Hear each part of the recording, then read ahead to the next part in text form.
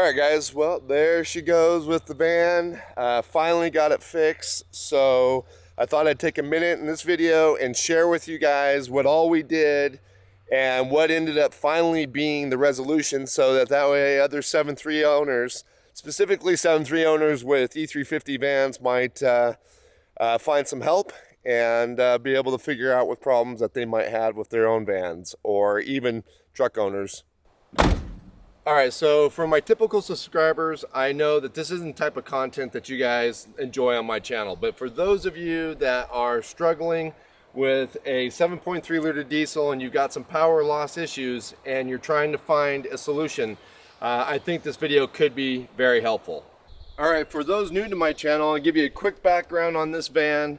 Meagan purchased this van sight unseen from a dealership in Ohio because it had the extended body, the barn doors on the side, and then of course it had the 7.3 liter diesel, which is what she had in her previous van and she wanted to make sure she had in this one.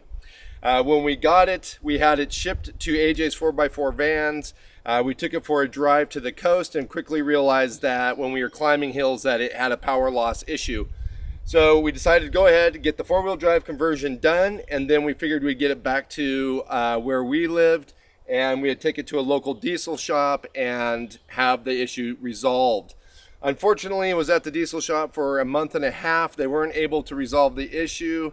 It cost us a lot of money and a lot of time and a lot of frustration. So then I jumped into it to try to figure out what was wrong, got online, did some research, decided to try to delete the exhaust back pressure valve to see if that would resolve the issue, and that didn't resolve the issue. So then I talked to a family friend who worked for a automotive shop in Prineville, Oregon, and he impressed me with what he knew about the engine and what the possible issues could possibly be and how he would go about resolving them.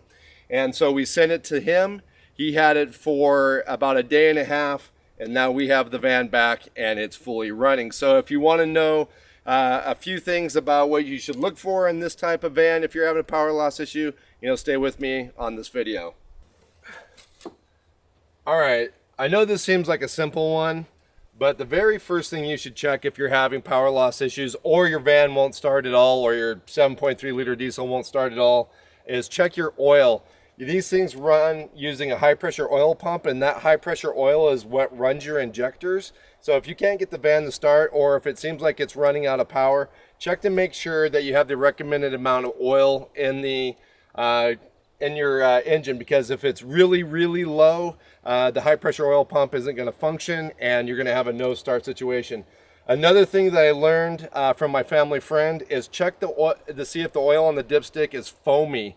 If it's foamy, that could possibly mean that you got air getting into your fuel, and that air is then getting into the motor and into the motor oil. So if you see a lot of air bubbles on your dipstick, you might have a fuel pickup issue, which we will talk about more later. Another common issue with these 7.3 liter diesels is the wiring harness going to the injectors. Now, this isn't going to be something that I can show you right now, but there is your wiring harness going in under the valve cover. They go to the injectors and they plug in right under the valve cover, and what can happen is, because diesels have a tendency to shake, they eventually kind of pop loose and you can lose an entire bank of injectors. This isn't going to be something that's going to be super easy to diagnose on your own. I think a mechanic with a good test equipment should be able to figure this out pretty quickly. I know that there's a couple of fixes for this online. One of them happens to be using a quarter, and by using a quarter you shave it in a certain way, and you put it in the connector, and it makes it so the connector can no longer work its way loose. I think if you just do a Google search on that, you'll find videos on it or how-tos on that particular issue. But that is a fairly common thing that I heard about on these. That was one of the first things that was checked on this van, and it didn't turn out to be the issue, but it is something that you should be aware of. All right, so one of the other things that goes wrong with these 7.3 liter diesels is the exhaust back pressure valve, and that is located right here behind the turbo, or between the turbo and the exhaust outlet going out to the back of your vehicle. There's a butterfly valve in here that is controlled by the by a sensor, and that valve's job is to help warm up the engine when it's cold. The problem is with them is they will stick and they can get stuck closed, and they'll rob you of power and gas mileage. So if you're having some power loss issues, it could be that this valve has gotten stuck. One of the things that you can check is the sensor that controls it. Sometimes it goes bad, and then there's a tube from that sensor that goes, and you can just clean it out, and maybe that will fix it. Or sometimes it actually gets stuck right here, inside here, and it needs to be either replaced or deleted. And deleted is what we decided to do. We weren't sure if this would fix the problem, but we decided that no matter what, we wanted it deleted. So we figured that it was a simple enough job. We bought a kit from ProSource Diesel.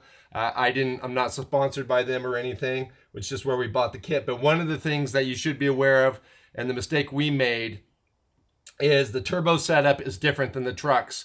So you need to be aware of that. All right, guys, well, we're getting back on to Meagan's van project. We actually had to take a break for a couple days and wait for some new parts to come in. So what the deal is, when we ordered the kit for a 99 7.3 diesel, and the kit came with a new pedestal and then a new exhaust port that replaces the one that's on the van that has the butterfly on the inside. Problem is, this particular one is for the 99 early 99 Ford trucks. The vans are slightly different, the turbos are slightly different, so I had to do some research and look on their website, and I found that what I really needed for the van, even though it is a 99 7.3 diesel, I needed this exhaust port, which was actually for the 94 through 97 model 7.3s. So just little something for you guys to be aware of if you're doing this delete. Be aware that the van is different than the trucks, so you need to have this particular exhaust port, but you need the newer 99, early 99 Ford 7.3 liter diesel pedestal. So if that all makes sense, I hope it does, but yeah, so you need the newer pedestal, but you need the older exhaust port. So after getting the correct parts and everything, it was fairly simple installation to do. You replace the pedestal, you put in the new parts. It's pretty easy to do if on these vans, because as you can see, we have real easy access to the back of the motor. It might be a little bit more fiddly if you're doing it on a truck, but like I said, this would be another place to look if you're struggling with power loss issues. All right, so we've gone through a couple issues, but neither one of those issues turned out to be Meagan's problem with her power loss. Her problem was actually inside the fuel tank. The pickup tube for the diesel has two screens in it, two inline screens that filter the diesel before it gets to the pump. And the problem that we ended up having is the screens were so gummed up with algae from algae growth inside the tank, which can happen with diesels from what I understand, but or not uncommon with diesels, but algae growth inside the tank, they were so gummed up that it was starving the pump for fuel and causing the pump to burn out. All right, guys, so here's one of the two screens. You can see the other one's right down here. But if you look inside this one, you can see it is very gummed up. It's got all kinds of residue and even looks like some metal shavings in it. But anyways, this was causing a massive fuel restriction, which then eventually did kill this pump. This is the second pump we actually put into the van, and it killed this pump. And then what you see down here as parts is this is the rest of the old fuel pickup, which has now been deleted, and now we've got free-flowing fuel and no more restriction. So in our particular case, we actually had the pump changed once ourselves, and the problem still persisted. So when we took it to the first diesel shop, they recommended that the pump be changed again with a Motorcraft brand, because the one we replaced it was just a off-the-shelf brand from an auto parts store. So we did put the Motorcraft brand in. It failed. The second shop found that the Motorcraft one had failed, but so before they just went ahead and dropped in another one, they did a pressure test on the tank, and that's when they found that there was a restriction coming from the tank.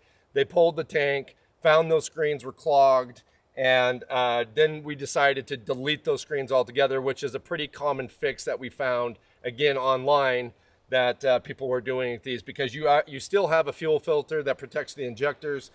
These screens are just very hard to dress and fix, so it's just better to, you know, be a little bit more diligent about replacing the fuel filter one that is easier to access than to leave these screens inside the tank. So we opted for the delete. The van's running great now, and we couldn't be happier. All right, guys, so that's all I have for you in this video. You know, the 7.3 is a great motor. It's known to be a million-mile motor for people who have taken good care of it. You do have a few issues. These are fairly easily diagnosable if you actually know what you're looking for, which, you know, we didn't know at the time. No. So, you know, if we would have been armed with this knowledge going into it, it might have helped us out a lot. So I'm hoping this will help you guys out a lot. Meagan did have a few modifications also added in. She had a hydro chip and an exhaust, and with it working now and running now, how is it for you now? It's really nice. It's a huge difference from the last van as far as like power and fuel economy, and just to have like a running vehicle is really nice now. Yeah, I'm sure you're, I mean, we thought we'd have our van completely built at this point and ready to go. It's been a huge setback and, like I said, a lot of frustrations, but are you excited we can finally now move forward and get your home running again? Very, very excited. Yeah. Anyways, guys, again, you know, sorry about the setbacks. Sorry that we're not getting out the regular content on my channel like adventure content that you guys enjoy, but it's coming. This is a huge step forward for us. We're very excited. And again, for the other 7.3 owners, hopefully this was a very helpful thing for you, and it will help you in diagnosing your issues if you're having one.